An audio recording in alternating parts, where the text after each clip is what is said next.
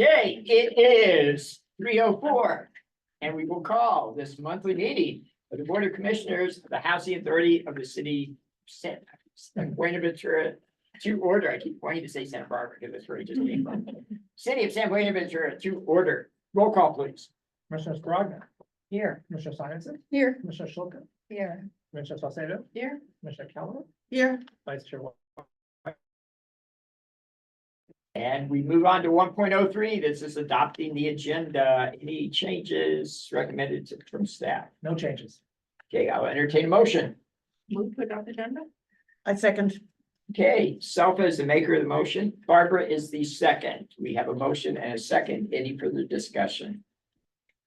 All in favor signify by raising your hand, saying aye. Aye. Any opposed? Any abstentions? Motion passes unanimously. We move on to item number 2. This is the consent agenda. As I think everyone knows, we will consider the consent agenda in its entirety unless a commissioner would like to pull a particular item for separate discussion and or vote. I would like to, Selfa, request that we bring, I don't have any problem with any of it, except for I wanted to ask Joe some questions on the financial statement. okay? So could I do that? Yes, you certainly may. It is the 2.03. It's an easy one. They're easy questions. Okay, Selfa, please. On page 15 of the financial statements, I'm looking at this particular page right here, the consolidated agency-wide financial statement. Yeah. And my question has to do with the table underneath the graph. Right. Under actuals, it says, net income of 1,049,695 Right. for net income. And under here, in here, the bulleted item underneath, it says, up here, it says that it's a net income, but down here, it says that it's a net loss. Can you say a little bit more about how you? It's Oh, a no, net- no, it's no, a net that's a income? typo, that's a typo. Ah, well, then it's a good thing I caught that. Yes, it is. Typo on my part. So it's a It's a net income. It's a net income. Okay, so. Yeah. All right, well, that was one question. Okay. So it may be that we have more typos that I caught. I don't know. I don't know why those That was things. very good, though. I don't like seeing loss, so I think I just skipped over them. The other typo. It was a because million. it was supposed to be a net loss of 22,000, but we came up with a net profit. Well, that's what I thought. And then I'm That's thinking one to myself, I'm really not good at the financials because I don't get this. The thing is, I did this one. Okay, well, I'm glad I caught that. And then so further Yes. down, I'm looking at what is it, the See, that page shows 33? too. Page 33 on Page- lines of credit. Page 33. lines Okay, of- on the back, Right. Yeah. But it has I just wanted to ask about what the difference is between grand total lines of credit balance available versus because it has $1 million and $1 million for. for Montecito and for Montecito, Pacific. Pacific Western. Right, and then you have a last 2 lines at the end, you have them again. So I'm not sure why they're listed twice, or is there a reason why, because you It have should be. it Montecito at should the be- top Okay, for $1 million, and then, no, yeah, no, there. the Montecito Pacific are $1 million each, so the grand total. Right. So that line should actually be below Montecito and Pacific Western. Right, It's in the wrong place. it's in the wrong Right. place. Yeah. See, Joe, that's what messes me up. I have this sense of what the order the thing should be in, and then if it's not, then I That's a cut good it question, out. so. Well, you could look at it many ways. And so the other last one that I had was for, I guess it was Letty maybe, and it has to do with the program performance. Where we said, if you could please say more about the vacancies versus the occupied versus, well, actually, please say more about the occupied versus authorized and why we have these vacancies. So, for AMP1, we have 29 units sitting there. But remember, this is a RAD conversion, so 14 are, well, maybe be more than that now. We're gonna end up with 5 units that are occupied, and that's because we transferred some of the one residents over to Westview to RAD conversion, so. But in reality, we have 29 units sitting there and those are on Barnett Street and Snow Court. 29 units sitting there, it's not, most of them are empty, because we're not going to re-rent them. So that's on M1. On M5, And actually, another piece of that is that in a short time, they're gonna, 27 of those will move out of public housing as part of the RAD transition, and will no longer considered to be public housing. right, so 27 units, what Karen's saying is we have to move them out of the public housing inventory. So we will only have 2 units that will be public housing under M1. And why only 2? But there will be only 2 public housing units, that the others will be no longer public housing. No longer authorized then, right? So they won't be included in that Correct. line item anymore. I will have to move them out of the inventory on the pig side. It's like they don't exist. Right. Even though they're still sitting. Exactly. And then in M5, at some point, the decision was to leave some units empty in preparation for the RAD conversion for Santa Clara. Now, because we needed to put some of the families on Barnett Street to move to a public housing unit, because they didn't want to go into the Westview, if they didn't want to be part of the Section 8 program. Sorry, Diane, that's me. So then now we're actually leasing out some of the units in order for us to put some families, place them in at the Santa Clara property. So those numbers, they will probably change. If not next month, definitely for the month of August. Thank you. So I it just will wanted be to make great. sure that, Yeah. that we didn't have any vacancies, and we have a long waiting list of Right, needing people to be in housing now. Okay. Thanks for that. And that was it. See, kind of. Good questions. We at one point talked about renovating some of the Barnett units in F1 for relocation from Chapel Lane. But that was gonna be an expensive renovation, and we found alternatives for their relocation that didn't require us to do that. Okay. I'm ready now. Yeah, I'd like to pull 3.02 for discussion, 2 could be 2. or 2.03, whatever. No, 2.0, Is it 2.02?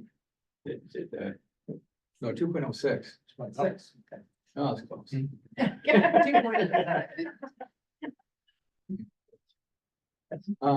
I realize that all these reports that we get take a lot of time to put together, and I really appreciate the Yes. clarity that they have. And I appreciate the information that they said, give us. Two of the things I noticed in the 2.06 was the Family Self-Sufficiency Program graduated an individual with a total of $32,350. Please help me out and show me how to say it through. I think it's just amazing that the program, we have a program that does that kind of stuff. And I hope the community realizes that kind of stuff too. And also that there is a caseworker position open, and 4 other positions at Valentine Road. I hope we fill them, because I think that's a really important community services is a really important part of our organization. We not only have places for people to live, but also it keeps them going and move them in the way that no one else ever thought they could. So I appreciate the organization as a whole, as well as the department. Thank you. Thank you. I You want know. to- oh, go ahead. No, I was just going to appreciate Maria as well. I worked for Maria with one of my students who worked with our department, and so I appreciate her on that end. But I appreciate knowing that the work of the community services programs continue. We've been impressed each time we have a graduate come before us. They've always been really Yeah. good, safe. And I would say just Appreciate since you brought up Maria, so and when Stephanie retired, Maria's really stepped in to sort of run the community services team. And it's a big lift. But if you recall too, we added a community services coordinator to the budget from last year, so she now has two coordinators plus herself. That's obviously not enough. We have to continue to try to grow that program. It's part of why we're trying to reinvest in Cocina. So we have a way of raising philanthropic dollars to support the community services function. Because we can't necessarily get it supported with all the LPs. I mean, the more services we provide, the more people we need to help provide those services. And they need more space. Yes. Well, and the good thing too is with our new coordinator, Melissa, Yeah. she's now based largely at Westview two. So there's a community services office at Westview two and Melissa's based there, and we're looking at sharing that office, so we have a case manager and a community service coordinator based at Westview two, at Westview as a whole. So that they're more available to the residents. And that's gonna be, that Melissa's already based there 2 days a week, Yes. I think. And then we'll do the same with case management going forward. Great. Thank you, Chair. Anybody else? Again, thank you to staff and thank you, Selfa and Jim. Move to approve consent agenda? In its entirety. Second. And that was Selfa making the motion. I believe it's Diana that did the Yeah. second. So we do have a motion and a second. Any further discussion? All in favor of approving the consent agenda in its entirety, please signify by saying aye. Aye. Any opposed? Any abstentions? It passes unanimously. Number 3, public communication. Do my CEO report. Oh, I'm sorry, that's right. I didn't highlight you. Well, it's not too late. Go ahead. I was kind of roaming right through it. I mean, we heard from you last week, so I thought that should do it. Oh, it's already tired here. Okay, I we thought can saying do yes it. would help, We'll I do it guess. under public communications. I want to start with just make sure that you meet a couple of staff members that you might not have previously met. And Leora is sitting back there. She's our new senior case manager. So when you talk about our Valentine team, that's the lead of the case management, half of the house at Valentine Road. She's still doing her old job, so we have to still backfill her. And then we learned just a couple weeks ago that Beth, our other case manager, is retiring. So we always have the job of building our whole team, but she's already jumped in with both feet to try to help make this transition happen. And then behind you, Fritz, is our senior property operations manager at Valentine as well. So he's in charge of a property that doesn't exist yet. Well, it does, but that's. He's not actually, but he's actually really been helpful in building the relationship across development and property management. So that's gonna be a long-term handoff until that property opens later this year. So I wanted to make sure you knew both of them. And then Raquel, there she is over there. I know Barbara knows her well. You might recall a couple meetings ago, we had a bunch of folks here from Buenaventura and Palm who are concerned about the change in our property manager there. I can tell you, and Barbara can certainly jump in, since that's happened, we've elevated Raquel, who was the assistant manager, to the property manager, and it was a natural decision. I think she's already well respected and liked by the residents. Absolutely, And has done a great job stepping up to the plate, so I wanted to make sure. that we Absolutely. her as well. and I know that they're trying to hire, an assistant for her, but the residents are very pleased. If I could just add, yes, the new assistant property manager, I'm sorry, we starting on Monday. The new That's great. So, and everyone will love the new assistant. Oh, Yeah. I, He's amazing. Spoiler alert. Yes. Yes. I will not say a word. I'll let you announce it. That's great. I want to make sure you know them, because there's a lot of new faces around, but these are new, official. You saw that and Laura's memo. Couple other things, a couple Fridays ago, a few of us toured a couple of school sites. We are actually talking to the school district about having a role in the redevelopment of some school sites that have been determined to be surplus. So we toured the Avenue School up on the Avenue and the Washington School in Midtown. Very early conversations. It's probably going to be some sort of RFP, but we're really trying to position ourselves, and we've engaged our design team to actually come up with some concepts for those two sites as we continue. So let's talk to the district.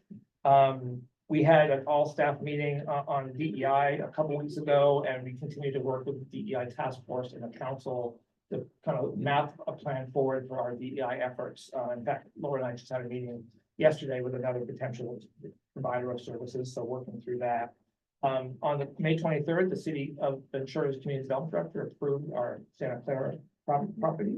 I can tell you that hearing lasted maybe 3.5 minutes. It was great. And it only lasted that long because Karen spoke on behalf of the project. But it was really great. I will have to say, we have a very strong alignment with the city, and that was a very streamlined process to get that done. And it wasn't exempt from discretionary action, but it was pushed to the lowest level as possible, so I'm really happy about that. Most of you attended our event on June 18th at Westview Two, so I hope you all thought that was a fun event, and I'd love your thoughts on that. We also celebrated Juneteenth. It was not only a day off for us, but our DEI committee did an all-staff email just describing what Juneteenth was all about. And I think it was really well received. People read the whole email. It was long, but they really learned what the history of Juneteenth. Many people don't know that, so I was really happy about that. Last week, I had another series of coffees with the CEO at Willett. And thanks to staff that were there, I think we spent a couple hours there at Willett. So that was really a nice opportunity for those residents to have some FaceTime with our staff. And yes, they complained a lot, but they also, I will say, one thing that was great about that meeting is everybody in the room, and there were probably 12 or 15 people, residents there, could not say anything more, they could not talk more positively about their property manager, Chris. They love him, and he's very engaged with those residents, and it shows that he's known, they know him, they trust him. And that was really a great opportunity to see that happen. You will not have a board meeting in July. Thank you very much for that. Hopefully that's good for you. Diane and her team are hosting a landlord meeting on July 24th. Yes. At the Marriott. Beach Marriott. Big opportunity to talk about where things are with Section 8 program. Things are changing, maybe not changing, but we hope that's a good opportunity to engage our landlords and answer questions they have. You mentioned the FSS graduate. I just wanted to give Megan a shout out because she's not here. But as you know, Kristen's been out on leave, and we've asked Megan to step in and kind of run the reasonable accommodations program, and Kristen's absent, and she stepped in and she's managing that program. And I see all of Kristen's emails now, and I see how often she works on RA matters. So I just want to give Megan a shout out for jumping into that program. And also give Daisy a shout out, because not only did Daisy help make the scholarship program a big success at our awards event a couple weeks ago, but she's also our Ross coordinator as well. Speaking of scholarships, thank you, Diane, for being our keynote speaker at our scholarship event a couple weeks ago. It was a great opportunity. Diane got to tell her life story. And actually, it was more about her father than it was about her, and it was a really inspiring story. I think that's mine. That's still coming from my Usually- father. My father's calling. Yeah, the music picked up as soon as you mentioned Diana and her life story. Funny how that works. But as you saw, we gave 5 scholarships, 2 to the graduate students, 2 to 4-year colleges, and 1 to community colleges. And Diane did really a great inspirational speech, but what was even better is the student from 2016 reported a message about the impact on her life and the scholarship, and it was fantastic. And we should probably try to share that with the board, because I think you'd want to see that. It's really wonderful for the young people to see that. And we are, and Diane's given us some great ideas. We really want to sort of retool those scholarship programs, so we're looking at making some changes going forward. And then I also want to say West Francisco. So we are launching a new Yardi module for case management. Francisco had already showed that to the property managers today. It's really a great way of property managers making direct referrals to basically Leora right now. And it's a better way to manage our case management system. So I'm really excited about that. I think it's going to launch officially next month, but we're working through that as well. I will also tell you, this is probably the last time we're going to deliver bottled water at this meeting. If you notice, there's a new water distributor in the hallway right outside the bathrooms. We're not gonna do this anymore. It's been bugging me since I got here. Bring your bottle back. When Miguel comes down every couple of months with a huge stack of bottled water, it just makes me cringe. So next time, bring your own refillable bottle. If you don't have one, we're happy to provide one. We go to a housing authority refillable. It's awful. And somebody mentioned that we have our HUD family visiting us in a couple of weeks to evaluate our compliance with programs. It's 2 days. As I understand it, not only will our local folks be here, but their bosses in Washington are coming to keep an eye on them while they review us. I think we're well prepared. We've provided them all the information they wanted in advance. it's my first opportunity to go through a HUD audit, so I don't really know what to expect, but Oh, they're fine. I'm sure they're fine. Lenny promises me it'll be smooth and easy, so. Yes, you will not get a big pair of scissors. Oh, that's true. Yeah. No, they won't let me have. No have scissors, those. no scissors. I think that concludes my report. Thank you, and sorry for skipping over you. It's okay. I feel bad I'm now. thick skinned, it's okay. Okay. Well, we will now move to public communications. This is the opportunity for any member of the public to speak to the commission. It may be an agendized or non-agendized item, but it must be within the purview of the commission. Quick question, was there a vote on to consider the consent agenda? Yes, Yes, there was. yeah, there was an aye, yeah, raising hands vote. That's when Jeff stepped in as we were moving to public communications and feeling left out. Okay, I do not have any speaker slips. Francisco. any- Nobody through email, text, there's nobody in the audience, and we do not have anybody joining us today on Zoom, so. Okay. We will close public communications and we will move on to item number 4, formal action items 4.01, receiving the development status report. Karen, take it away. Karen. Okay, so I reorganized the report a little bit because there's been some changes. So just looking at the first segment is feasibility. This is where projects that we're looking at in terms of feasibility, but we don't have site control. And as Jeff mentioned, the Ventura Unified School District has declared several, 5 sites surplus actually, and we're looking at several of them in terms of feasibility. 2 schools, so there's actually 4 sites that we have some level of interest in. But the Washington School site, the Avenue School site, and then the Jewett site is a 10-acre vacant parcel that's in SOAR, kind of in East Ventura, but might have some possibilities for teacher and other school district housing. And then there's the larger Stanley Avenue site, but at this point, we're not jumping in there. Just like kind of in a whole, looking at schools, what do we do with them? Turn them into public housing? Like, is that Yeah. what we're doing? So, for example, these 2 sites, the Ventura Unified, the Washington School site has several acres of vacant land, so we could develop, it looks like maybe 70 apartments and reprogram potentially the actual school building as our offices, as Head Start classrooms, as some other different things. So it's a site, you know, both of these school sites have been vacant for a long time, but they're both, this one is about to be declared a historic building. It's a very kind of key site in Midtown Ventura. I was thinking that too with both of them, the Avenue School and Washington School, because they've both been out since before I was in school. Yeah. And same for and actually the Washington School site is in what's called for tax credit purposes, a high opportunity area, so it makes it a little easier to get financing for it. So we're kind of like, and it's, you know, a block away from where Jeff lives, so he's been wanting to prioritize it. That's not why I want to prioritize. I will say, I didn't think that, we toured the building, it's 1926 building, it's beautiful, it's been vacant now for a couple of years, it was vacant for a long time before that. But it really has a great bones, and we're looking at exploring maybe some of it converted to housing.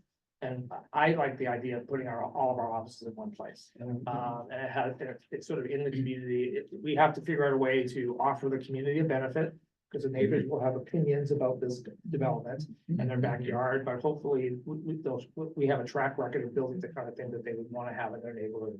We'll work through that. Karen also has connection to the neighborhood as well. Her husband lives the next block over. So it's gonna be an interesting process. And the Avenue School, there's been movement to convert that to some sort of, you know, kind of skill building, you know, job training kind of building.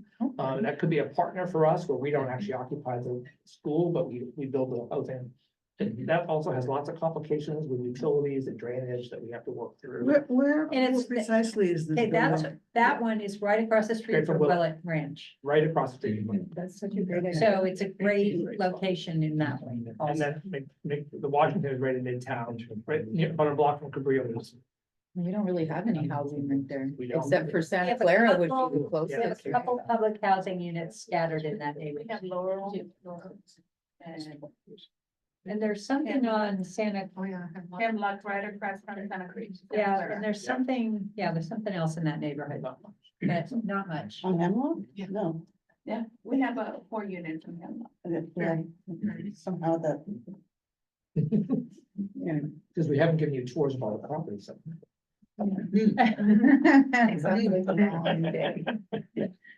So then our next segment is the projects that are in pre-development. These are all projects where we have site control, and actually, in this case, we own all of these sites.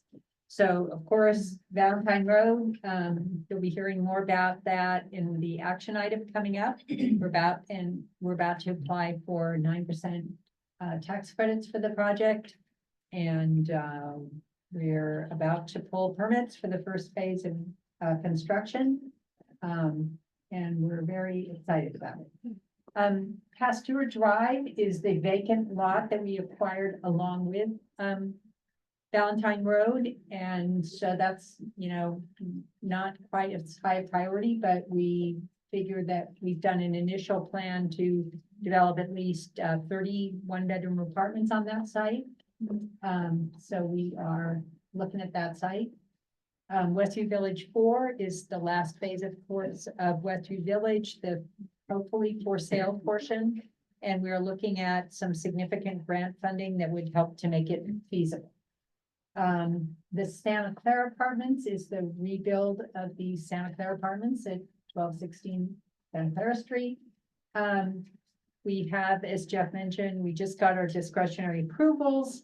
We have a financial scenario for this project that is really based on the state's multifamily housing program and the state's state tax credits. And both of those projects, we've been back and forth on this. We thought MHP was not going to be in the state budget, but it is, albeit at a slightly reduced amount.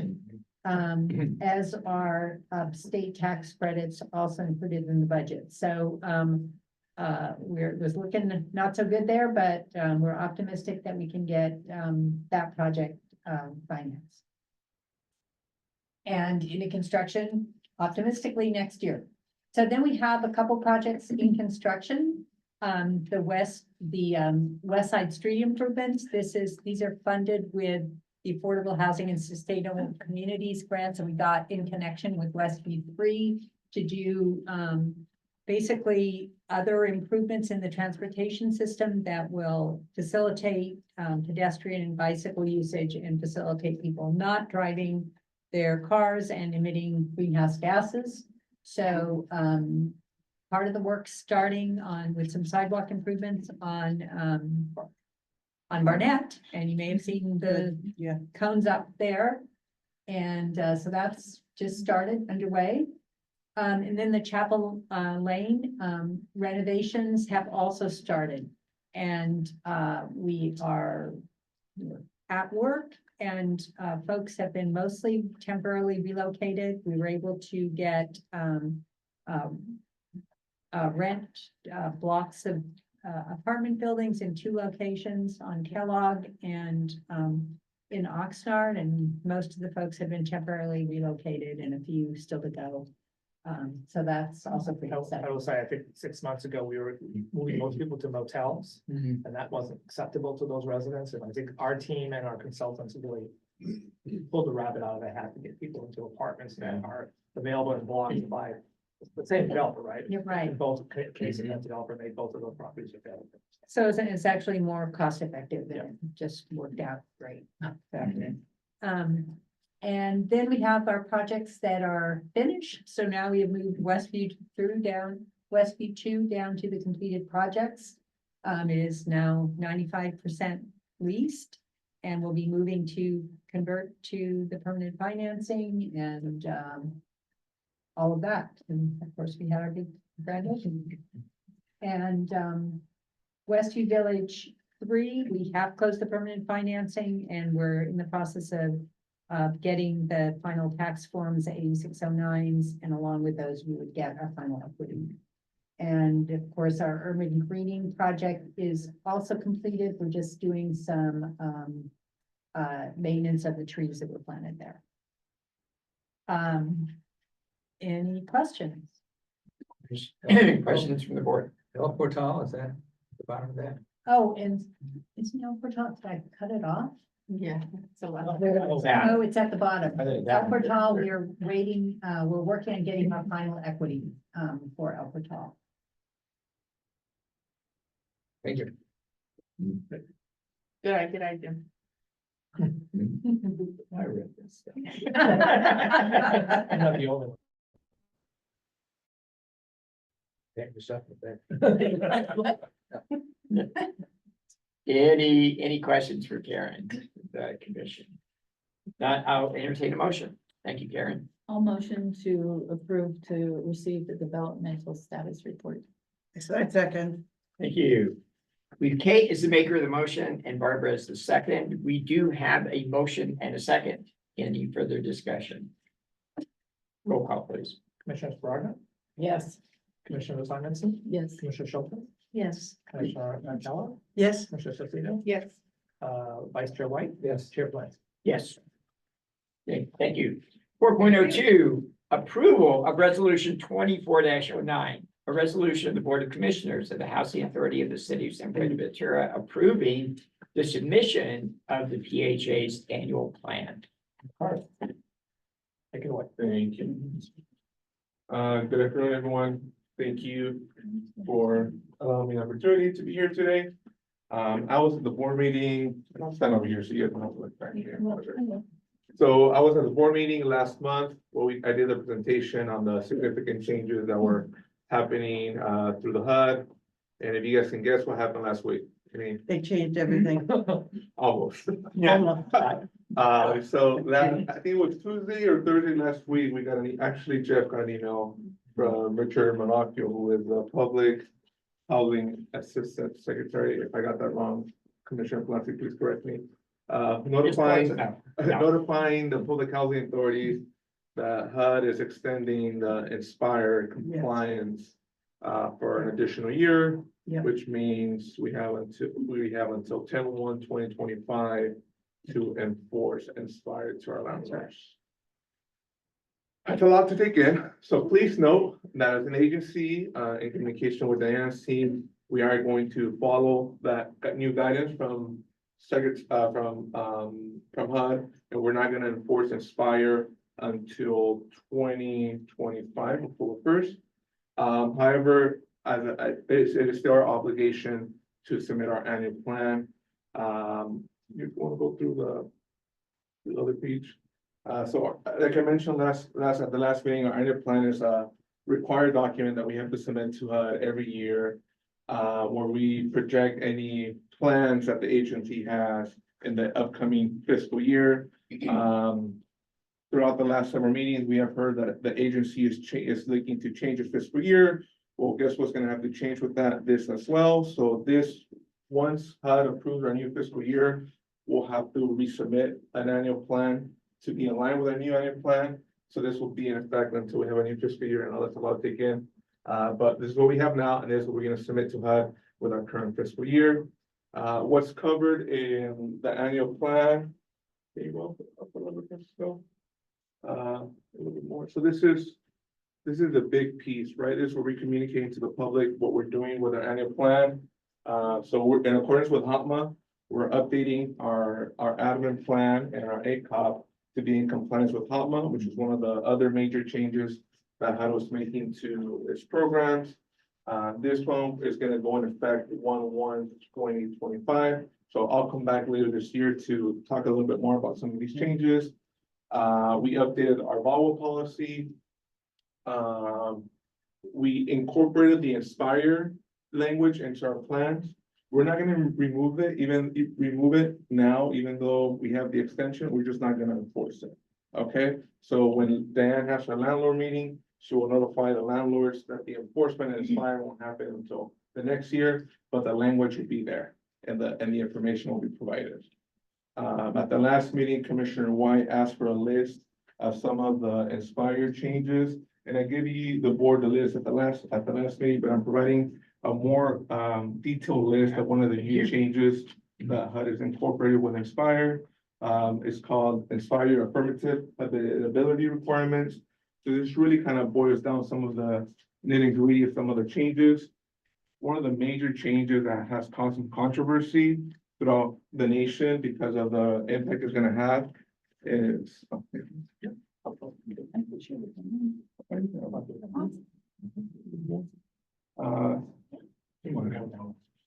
One of the new requirements that HUD is gonna have on landlords or any property manager is that if we lease a unit to a Section 8 participant, that there is a GFCI outlet next, in any outlet that's next to within 6 feet of a water source. For most of the newer homes, this is already cool with some of the new regulation for cities. For some of the older homes, this is not a requirement. So a lot of these landlords who own older homes who may not have this will have to retrofit their home to be in compliance with the Inspire standards. So this is one of the main reasons why I think HUD issued the extension. But there's a list of all the Inspire new changes that are happening in order for landlords and property managers to be compliant. Well, thank you for the. Of course. Great. So I do have one question under pet policy, do we allow pets at all of our programs? yes, Okay. I mean, no matter where they're located, including Section 8? well, we don't control We don't that policy, that's the Right. landlord, right? Right. So that's not one of the Right, requirements. okay. So that's a. Do they have to pay extra? for the Yes. pet? There's a pet deposit. Yeah. There's a lease addendum for the pet. Yeah. It comes with a deposit. When it's a support animal, an emotional support animal or a service animal, they're treated as pets. Right. But no deposit, Okay. What's the deposit? $200. Okay. Yeah. Thanks. And also your pets have to be up to date with their vet, so they have to have their shots, they have to be registered and all of that. Is there a weight limit too, or is it? Yes. There is, but there's some new legislation also that affects some of our newer developments that I believe does not have it. Mhm. Well, fortunately, the pet policy will not be amended. Which that would have been another. I noticed that. So thank you. So what we talked about the last meeting, Inspire, which is huge. So to know the new implementation date is 10/1/2025. HOPMA, with the implementation date of 1/1/2025. And then the other big component for us is the small area SMR. Right, we talked about, HUD has assigned this jurisdiction, Ventura County, to implement small area SMRs. So all these changes we're incorporating through our annual plan. In addition to that, we identified to the public and to HUD, that if additional project-based vouchers become available, we will consider project basing. We also talked about applying for the Faircloth to RAD, for the Valentine Road project. We talk about attaching the 34 units of project-based vouchers, of PVV to Valentine Road, around Village Francisco. So this is just the actual form that we have to submit to HUD, a little bit more. And then we just give an overview of some of the work that we have done through our RAD projects.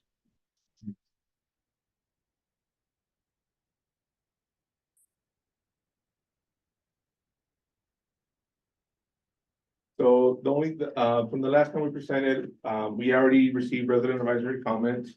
And then you saw those attached in your board packet. They concurred with the changes. We did have our public hearing, 2 weeks ago. We did not receive any comment. So the next step for us is, the board approves to submit our annual plan to HUD. We'll go from there.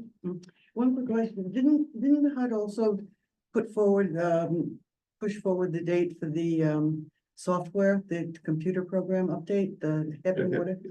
Yeah, I thought so. Yep. Yeah, because You're reading your. that doesn't surprise me. Yeah. Because it doesn't work. Yeah, well. We'll work one day like this. Well, at least they pushed it from Yeah. the very unreasonable date to another fairly unreasonable date, but we shall see, okay? So That's my 2 cents on that. the only thing that I will add, again, it's gonna get a little bit tricky because we're going through that transition with the fiscal year. So we reached out to HUD and say, hey, so what do we do, right? If we're stuck in the middle, do we submit a 15-month annual plan? And they said no. So we have to do our annual plan submission as planned, which is this one. And then if the fiscal year gets changed, the fiscal year of the calendar year, then we have to resubmit, or not resubmit, I apologize. We have to submit an annual plan to be in line with the new fiscal year. But then next year, we're fortunate enough that we have a 5-year submission that will be required to be submitted. So we'll see where it goes. So it's gonna get a little tricky. You might see updated versions of this specific form in the next several meetings. Be patient and thank you for understanding. But I think the key takeaways is here is the implementation of the small area SMR. That's not a choice that we had. It's a requirement, the implementation of Inspire to know effective next year. And then the hotspot update. Yeah. On that small area, Diane, you have just some sense of how that's gonna impact us. Yeah, actually, I did an analysis of the potential impact that requires you to do that. And in doing my analysis, the only bedroom sizes that will be impacted are really 1-bedroom and 2-bedroom. And on the 1-bedroom side, there really is only 4 units that would be impacted. And on the 2-bedroom side, there would only be 6 units that would be impacted. So it's kind of nice that it's not gonna, and then it won't really impact them because we wouldn't apply the smart area fair market rents until the second annual. And by then, hopefully it catches up. So that's actually brings up a great point, Diane. So one of the options that we have with the small area at Morris is if there is going to be a significant impact to the household, we could have created what's called a hold harmless policy, which means those current individuals that would be affected wouldn't be impacted until the small area FMR aligned with the current FMR.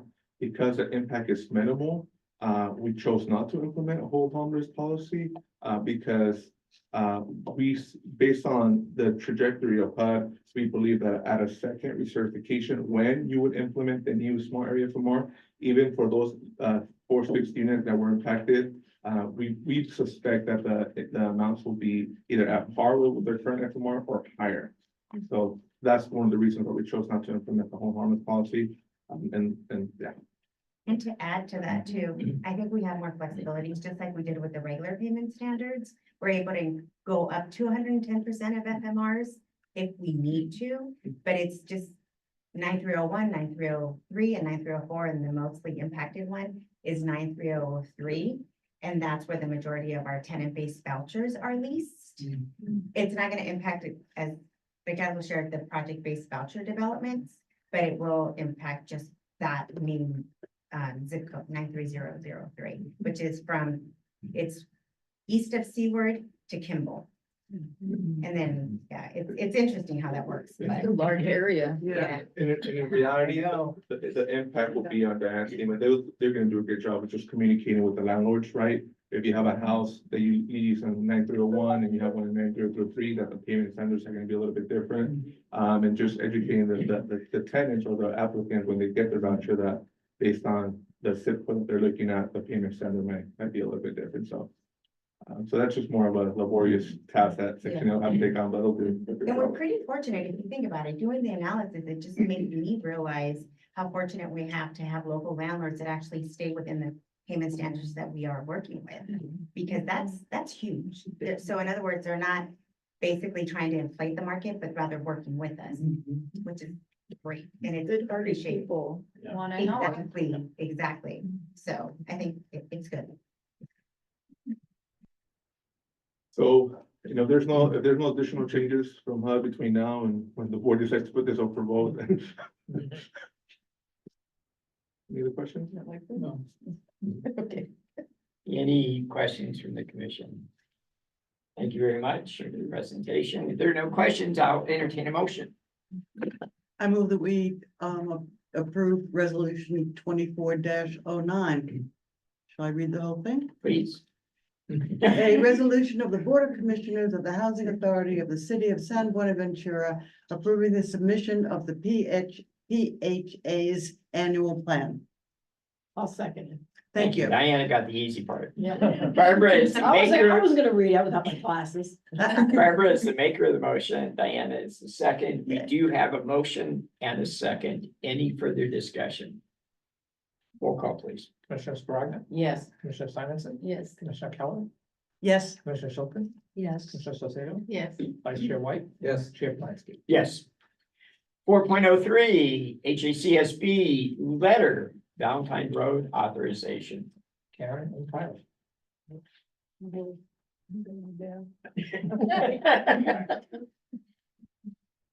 This feels like an episode of Shark Tank because we're asking you for money. So,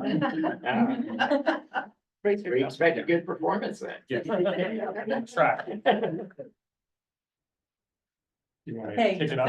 so, yes, as we mentioned, some of you were at the Triad Board meeting. We're about to reapply for 9% tax credits for the Valentine Road project.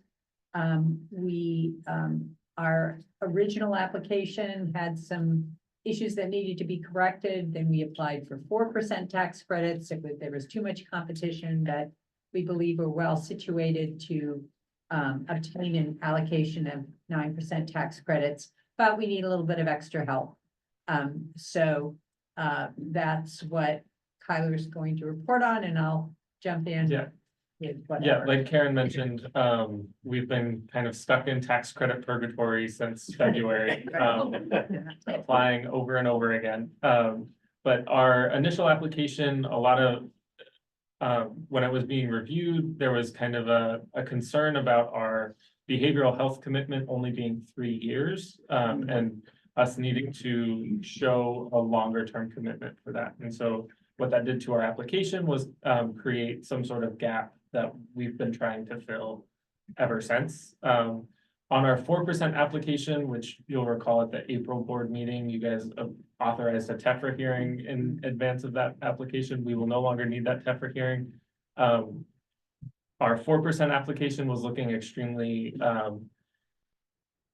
good in that it covered our gap without committing a couple of the Faircloth to RAD units, but not committing any additional capital sources.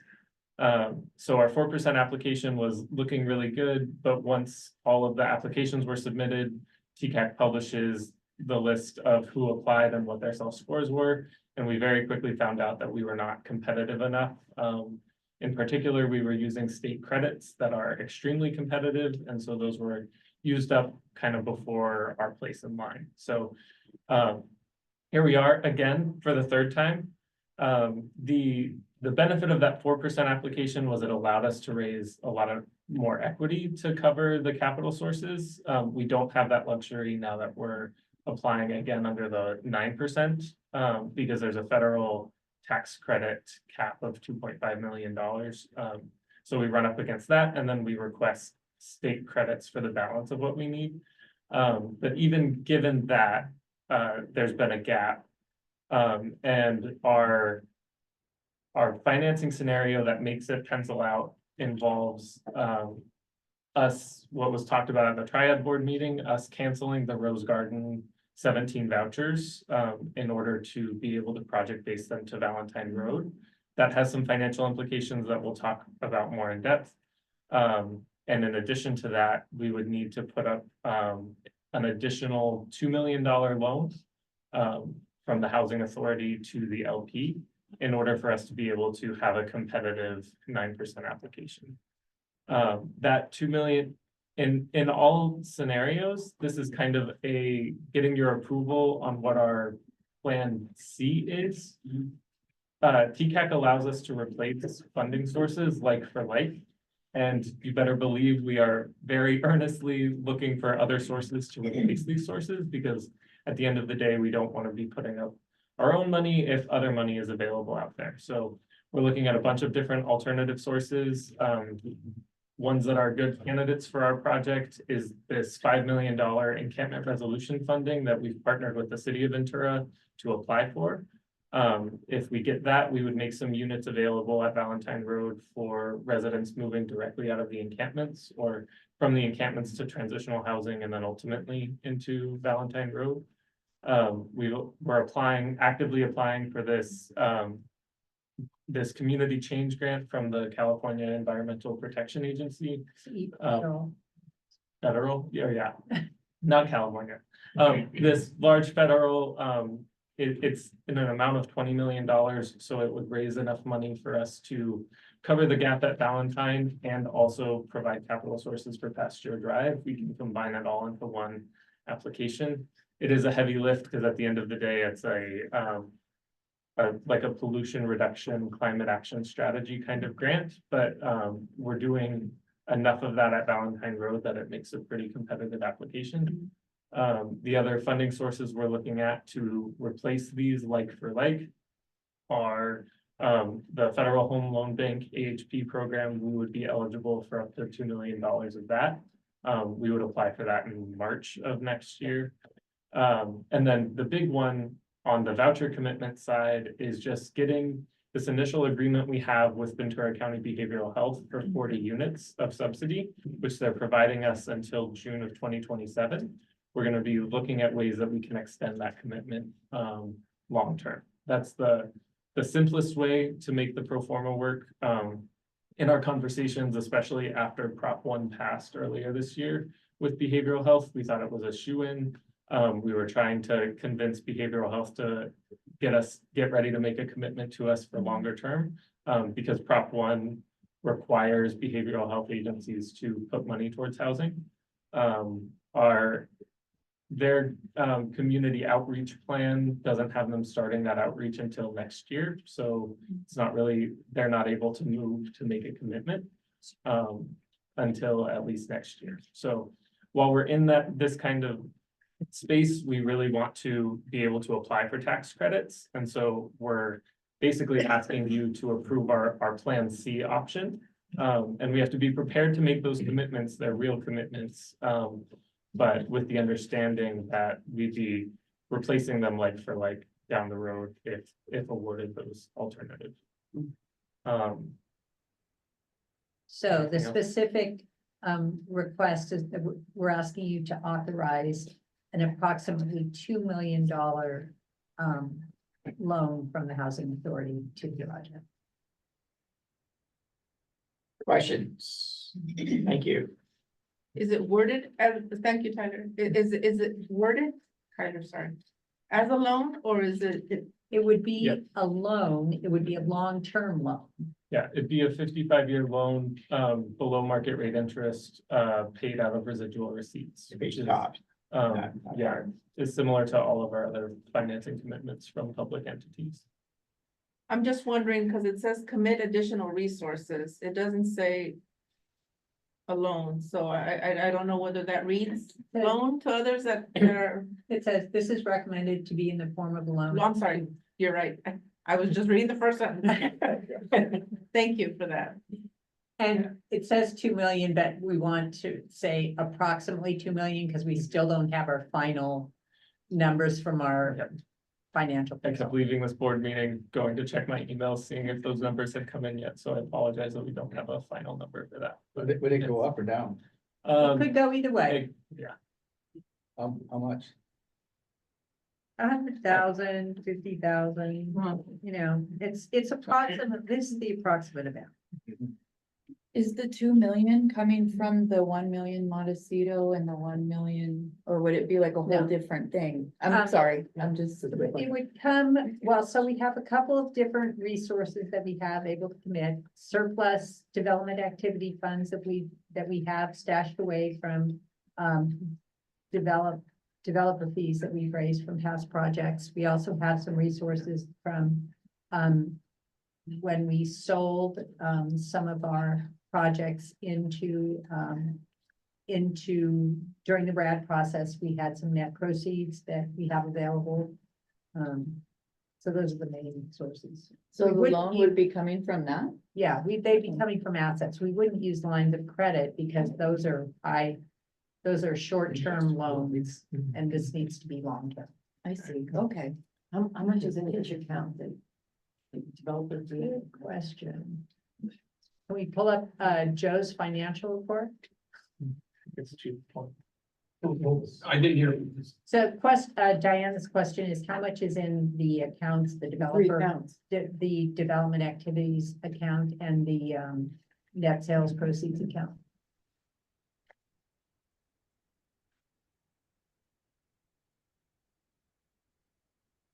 And while Joe's looking that up, or You know, Francisco, is he right? Yes. Yeah. It's these. The cash account balances, I think that's the one you want to look at. Right. Not that one, but it's The one. next one after that. Plus down. So under, there, pull it up a little bit. No, the other way. No, that's. So development activities, we have about 3 million. 16. And then sorry, we need to label these better, but I believe the Citizens Bank, Business Bank, the 978 is the net sales proceeds. And then we do have money in our housing trust fund also. And if you recall, what Karen was also referring to, what is the funds, remember that, for those who were at the finance model, there was that big blip in 2016. That's what Karen's referring to, is the proceeds from the property. So what do they add up to in those 3 accounts? So about 1, 2, 3, about 6 million. Little under 6 million. And where was that, where were those funds going to be going to? So, so development activities, that's the money we use to pay our salaries, but it's also money that we use to do short-term pre-development financing to our projects that then gets paid back out of permanent, construction or permanent financing. Does that put any type of squeeze on your daily activities and payments and No. and your paychecks and anything? Nope. Yeah. You feel comfortable with that? Yeah. I'm not even asking you. You're the man. And I don't mean that, you're the man, you're the Right, woman. right. I'm asking you. Yes, but remember this is Shark Tank. Is So- it- So yes, we It's the feel sharks comfortable with that- this, or we wouldn't be making this Okay, recommendation. Mark Cuban is calling. And I don't watch Shark Tank. Well, you should. You know how to Personalities, it's always the women against the men. Yeah. So I'm just, we feel comfortable with that, with it, in light of all your salaries and all your other development Yes. things that you're doing, feel comfortable. So if we don't recommend this, or if we recommend it, you can apply for 9% tax credits. Right, that's correct. But if we don't recommend it, what happens? So we can Then- still apply for 9% tax credits, but we're not gonna raise as much money. Okay, And we're trying to maximize the amount that we Right, can right. raise so that we can do all the work that we want to do and fund a reserve so that we can pay the operating deficits over the first 15-year period. How much do you plan to raise with the 9% tax credits? It's about $32 million. It's not And yeah, and so that $2 million, if we don't have that authorized, then we basically reduce the amount that we put towards our construction. And the final construction value is what we raise that $32 million off of, so it kind of has a double impact where we have $32 million less to fund for 2 million. construction. And then we also aren't raising as much equity. 2 million, not 32. right. Right, sorry. Hmm. It's a big ask, Mhm. we get that, but we also think it's collectively the best way to position Valentine Road with tax credits and the long-term viability of the project. Well, not to oversimplify it, but we're basically moving money from here to here. It's not like we have to go out and Right. Sell cookies or And, something. and to your point, if we have less development money, we'll have less projects. That's to right. work on. Yeah. Oh, I know that will make you. that just right into my day. I'm glad we have the 2 million and we can do that. Yeah, exactly. Yeah. You know, I mean, Right. that, you know, that a lot of housing authorities aren't in that position to do that. So, I mean, and although I can't follow everything because I am not, you know, development, I mean, I don't understand financing that well. I mean, the logic of it makes a lot of sense to me. Me too. John, what do you think about it? And it is When, long. what I was gonna say, your estimate about when the money would actually be drawn, when, cause we're needing to obligate it, because it needs to be a firm enforceable commitment. Yes. But, we're looking at probably a year or more. At least, and you bring up a great point, because a lot of where our gap is coming from is in this offset between our rents and the rents we're collecting in our operating expenses. And so part of the pro forma is funding a capitalized operating subsidy reserve. And so that's where that gap is, and that capitalized operating subsidy reserve will need to be funded, I think, at permanent conversion. So that's at the tail end of the project. That's where I was going with that, is that, you know, Okay. it needs to be an enforceable commitment, so it's real money. But there is a period of time, before, and as you said, I mean, there are a variety of different roads to follow, to where that would not actually need to come out from our accounts. Heather mentioned, you know, one of them, well, actually you mentioned several of them, because you're talking about, you know, additional funding sources that are possible. Yeah. The encampment resolution I'm familiar with, because Santa Barbara County's been successful now twice. Good. And it's because of our permanent supportive housing that we're providing. Yeah. But yeah, it's, you know, it's real money, and, you know, would certainly, I think Valentine Road is really the only thing, that's, you know, solid units on the ground that they would have to spend the portion that needs to go to solid units on the ground. Yeah. So everything is, I mean, it is, you know, development is a risky business. I tell that to my board up there all the time. But you do, you know, careful, evaluated risks. And this one, when you consider, you know, Valentine Road and what it will mean to the city of Ventura, to the residents, to people who are currently experiencing homelessness, versus the fact that it's taking about, you know, 1/3 of what we have in the drawer for pre-development costs and for salaries. It seems like, you know, it leverages quite a bit. But I don't want to minimize, you know, for the rest of the board.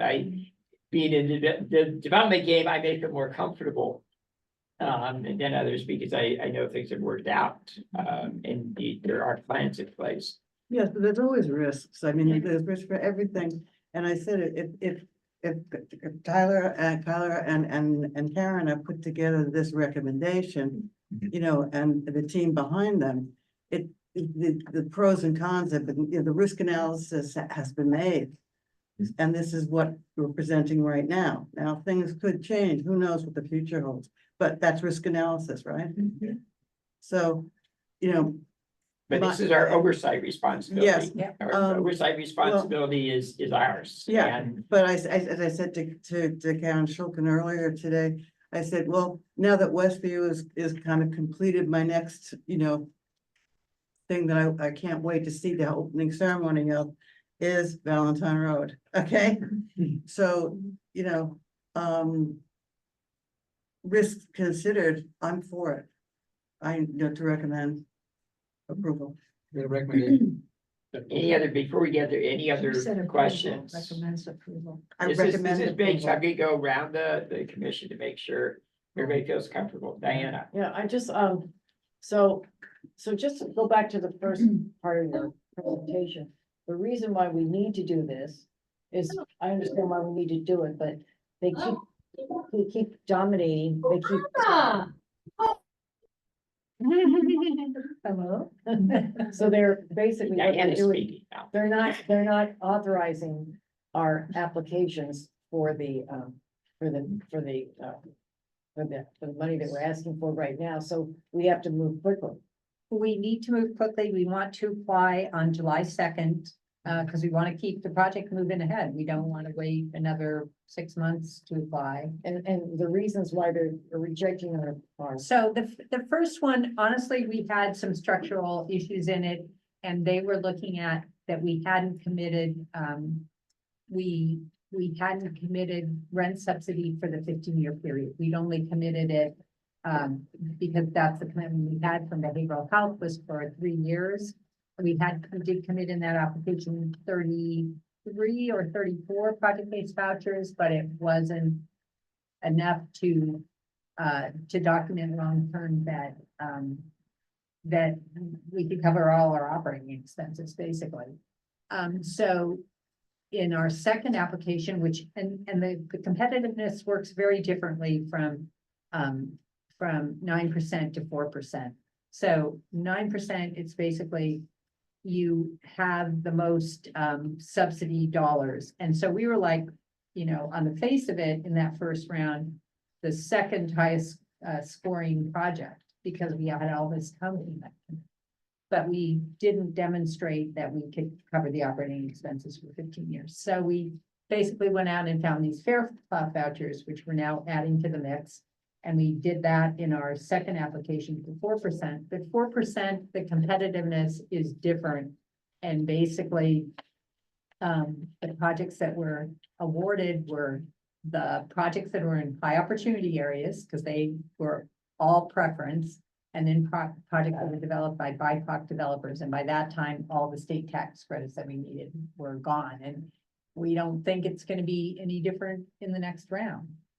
So we score really well as a 9% if we can demonstrate that that we have the rent subsidy basically to cover that 15-year period. And by adding in this 2 million, it maximizes our ability to leverage more equity. And no harm, no foul, if they don't give it to us, we still have our money. Right. Well, okay. I'm with you. You've explained it. Right, as Karen said, I mean, that's the unknown about, you know, submitting applications, because you don't know what your competition's gonna be. I mean, this current 4% round has been extremely, it was nearly 3 to 1, oversubscribed. And there have been years where it's been 4 to 1, there have been years where it's 2 to 1, it's always oversubscribed. And and there were some very large high scoring projects in this 4% round. Particularly in the permanent supportive housing category that you know, caused the issues. So you just position yourself as best you can. And then when you get that list that Karen was talking about from the tax credit committee, then you know where your competition is. Will this be one of those nights that Tyler will be back next to the computer? No, not this time. Tyler, Not this time. Yeah. No. Tyler has been getting it all prepared, so we're almost all prepared, so he will not be working this weekend doing the last minute stuff. So, I mean, the So it's advantage ready to is, go. it's not quite ready to go. Once we hear what the board's action is at this meeting, Jeff has some letters to sign, and some documents that are still pending, but we're in good shape. And one advantage, I mean, not like you'd like to do it, but you submit different applications and you find out where the weaknesses in your application are so that you can fix them the next time. And you're good too, Jim? Yeah, I didn't know if I want to talk to Catherine. I wanted to add something too. No, just asking you. So, when we talked about this, I'm fine. if you remember the resolution that you approved a couple meetings ago, which was kind of like the kitchen sink resolution, that kind of gave a time authority to do whatever it takes to make this happen. I think technically we toyed with the idea, just based on that resolution, I could make the commitment. But this was too big a commitment to do, sort of behind the scenes. That's why we made sure we brought it to you today. Because we wanted you to be. Plus, I think the tax credit committee, I mean, they've been getting real carefully looking at commitment letters to make sure that they're actual They're based on. commitments and people know what they're committing to. So, yeah, it's a good idea. Do it. Yeah, and the tax credit committee, they never make things easier, they just keep making them harder. Certainly seems that way. Anything else, Diana? No, I feel comfortable now. Kate? I like Diana's questions about the beginning of the presentation. I was also wondering about the grants and why they weren't like going through. It's totally understandable, and I think Valentine Road was risky in the first place. So, I mean, It's not done yet. There's gonna be some more bumps. yeah, for sure. So I'm here to agree with the 2 million for you guys to be able to take from us, rather than having to even go out further and try to figure something out. And we are actively, pursuing these other sources, so. Of course. Jim? Yeah, I'm comfortable with it, as long as since we're playing the game, Shark Tank, that you come running over to me and hug me. Noted. No worries, Jim. We'll never do that. Selfa? I appreciate your explanation, Kyler Karen. It really makes me feel at ease of, knowing that. I kind of feel like we agreed to this. We embarked on down this road. We have to stay the Yeah. road now. We have to stay the course, Yeah, because kind of. to do anything else Yeah. is to forget what we committed to in the first place. So I support it. I'm comfortable with the risk. Carol? Yeah, I am too. I think we have, experienced people working on this, people who are willing to put forth the effort that's necessary to make a good application. And we have a way to do that. And to me, it makes sense. I think when we get a good answer, we know we need more units. That's part of what we committed to, is to make those possible for people who have no other options, really. They have a reason to turn to us because we deliver. And I think we will on this. I really do. Barbara? Yeah, well, I think it speaks to the level of credibility, of trust that I have in the expert speaking and me being able to make an informed decision. And also being a retired social worker, as everybody knows, I am very much for this project that we have committed to, and that I think we should go forward with. And they're doing the best, everybody's doing the best they can to minimize whatever risks are out there, on whatever levels, but so be it, that's life, So, as I said, I agree to recommend that the board accept this proposition. Yeah, and I'll chime in. I didn't want to influence the board members, is why, I appreciate everybody stepping up with what your thoughts were, but yeah, I mean, doing this in my day job, I think there's so many different avenues that the development team is going to pursue to not need to go this route of actually taking the 2 million out of the development accounts. But I mean, if it happens, we still have funds that are in there. We'll be getting some more developer fees as we go forward. We'll generate developer fees ultimately from Valentine Road. And at the end of the day, it leverages quite a bit of money. I mean, $2 million to leverage $32 million. Most business people would take that. And see the risks involved in moving forward. And ultimately, again, we have a very narrow mission. And this helps us fulfill our mission, with the community and the people that we serve and look to serve. So now the one question I have is to make sure that whatever that number ends up being, what does the motion need to say? Up to what? Can I just say around? Yeah, I think the taxpayer may will not like the word around. I can tell you that. What do you think, 2.2? 2.3. Do you want me to go see if Nicole's responded to our email? I'd say 2.2. Karen Well, stated. why do you think it should be 2.3? Because he likes to. That's conservative. We always like to have a little Yeah. flexibility. Err on the side of caution. That's a conservative, so they don't have the final figure. Yeah. That's what we don't have to come back at a special board meeting And quabble over Yeah. $50,000 one way or the other, or something like that. And you think you don't need the 2.3, you think you need the 2.2 is great, but the 2.3, why does that make you feel more comfortable? It was a random guess, I think two No, it's point. not a random guess, it was in your head, because I sell things all the time, and I just have that gut feeling. And in the back of your head, you go, you know what, this may happen, this may happen, this may happen. What if? So what if something bad happens? Yeah, And you need it. so. On the projections that we're waiting for, on the development budget, we cut some costs and we increased some costs. And I don't have enough visibility into how the tax credit factor affects the equity we're raising from it. So the 0.3 was just an extra cushion.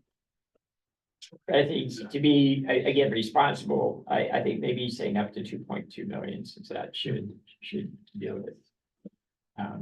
Okay, do we have the language for the motion up there? So somebody can read it off and I'll, make the motion. where's it, it's under purpose? It's under the recommendation. Okay, I make the motion that the staff recommends that the board approve the additional commitments. The resolution will allow Valentine Road to successfully apply for 9% tax credits on July 2nd, 2024. And the commitment is 2.2. And we go Up up to the purpose at second line up above that, that the board approves that it be in the form of and we should say residual receipts. Okay, I mean, under this action, the board would authorize an additional loan. It should be in the form of a residual receipts loan up to $2.2 million. The term of the loan would be 55-year, 3% simple interest and residual receipts payments up to $2.2 million.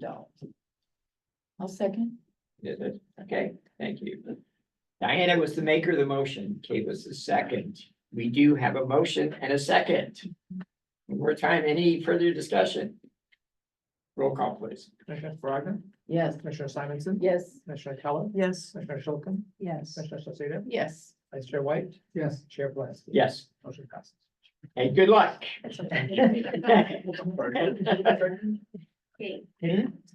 Second. Yeah.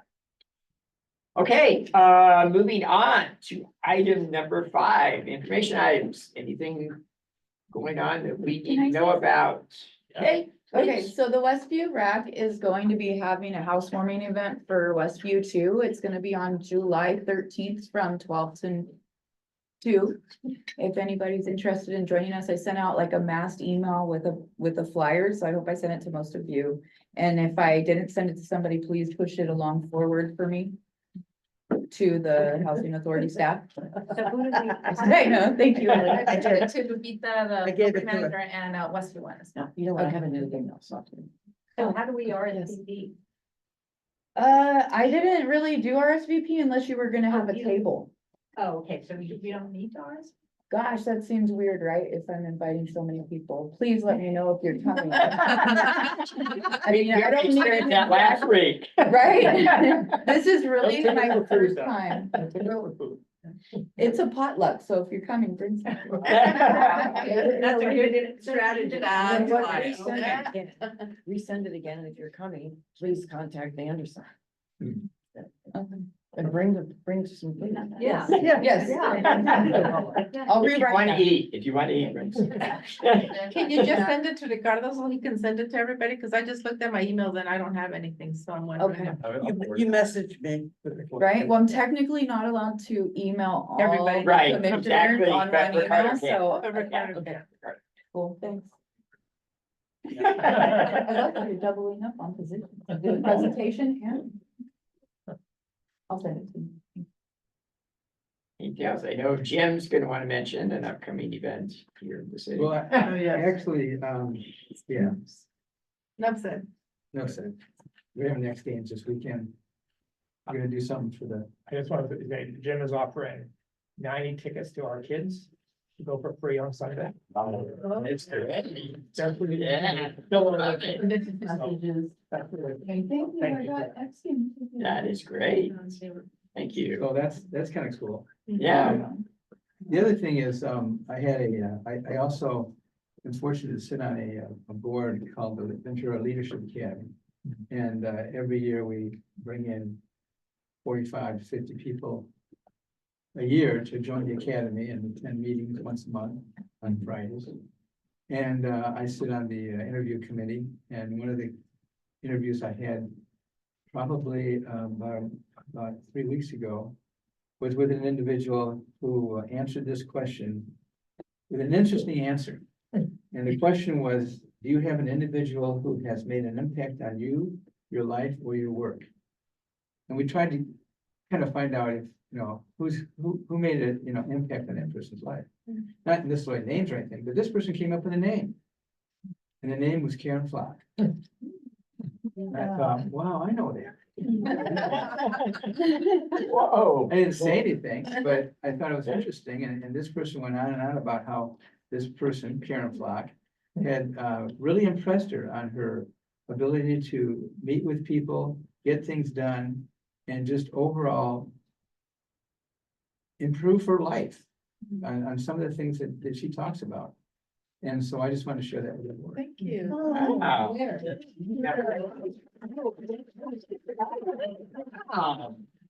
I can't tell you who it was. It was Karen.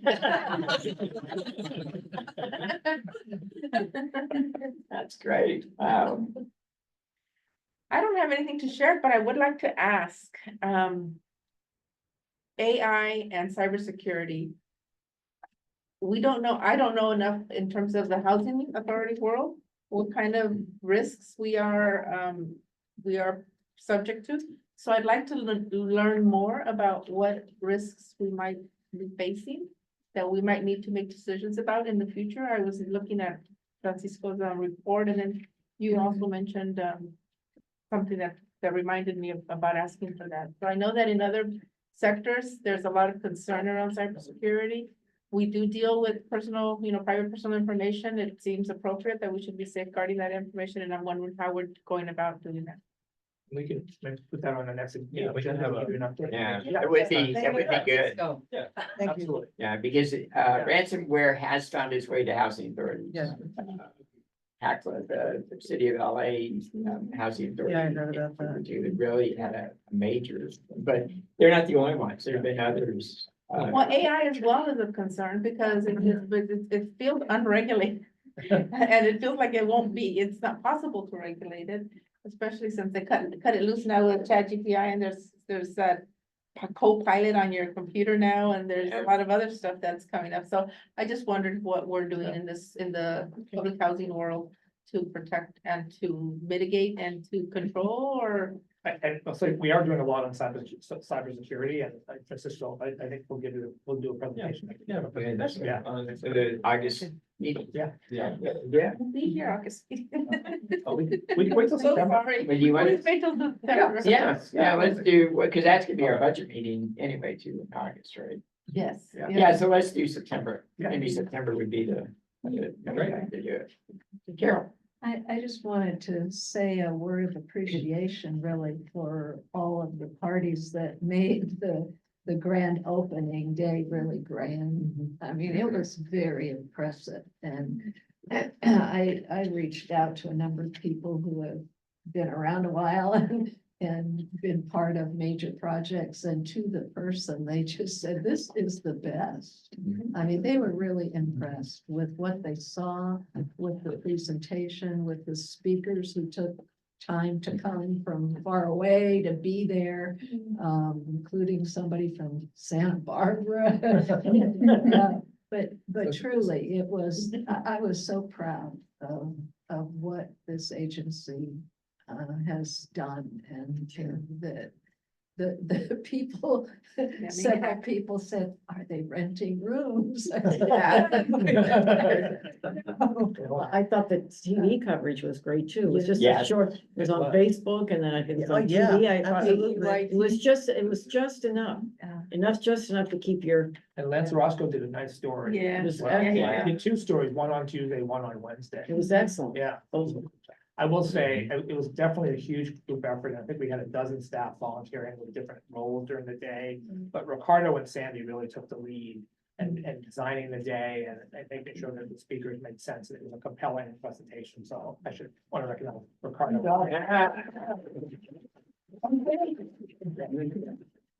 It was really, and a beautiful day. Yeah.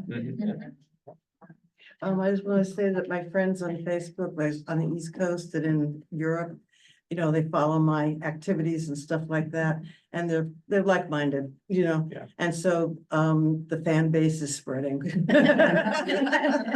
International. Yeah, so you see certain names, I see certain names there, I said, okay, you know, East Coast, blah, blah, blah. That's great. And I'll just mention one really quick thing, the NARO National Conference is toward the end of September. I don't remember exactly what Yeah. the dates are. That's the one that has the vendors. Yeah, yeah. And it's in Orlando this year. So if anybody, please let Yeah. Jeff That'll No. sound interested. That was Jeff, the one I I'm was interested. Okay, we can send out an email. but- It's been it would be my first trip in 2 years. Oh, wow. I was sick. We'll send out the information. the end of September. I can't remember. It's like that last week of September. Yeah, there's, I get notices, I can't remember the date. Yeah. It's somewhere. And I can't. That's, yeah. They were talking about that. Great. Yeah. Yeah. I haven't received an email. But yeah, let us know. I'll send an email with a link and the date. Yeah, fine, I just- thank you.